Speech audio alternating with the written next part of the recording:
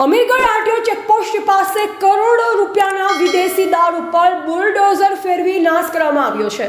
Amirgadh Gujarat border checkpost પર police checking દરમિયાન રાજસ્થાન તરફથી ગુજરાતમાં પ્રવેશ કરી રહેલ વિદેશી દારૂ અમીરગઢ પોલીસ ઝડપી પાડતી હોય છે, ત્યારે પ્રતિબંધિત ગુજરાત રાજ્યમાં દારૂની ઘૂસણખોરી થતી અટકાવવાના પ્રયત્નમાં છેલ્લા 6 મહિનામાં અમીરગઢ પોલીસે પકડી પાડેલ પરપ્રાંતીય પાસેથી કરોડો રૂપિયાના વિદેશી દારૂ પર બુલડોઝર ફેરવી અમીરગઢ પોલીસ દ્વારા નાશ કરવામાં આવ્યો।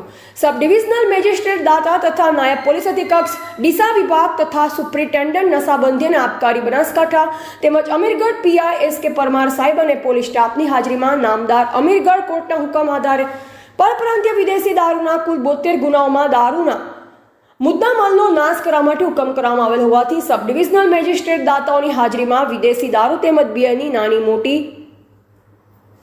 69,432 બોટલ ઉપર બુલડોઝર ફેરવી 1,63,00,000 રૂપિયાના વિદેશી દારૂના જથ્થાનો નાશ કરવામાં આવ્યો।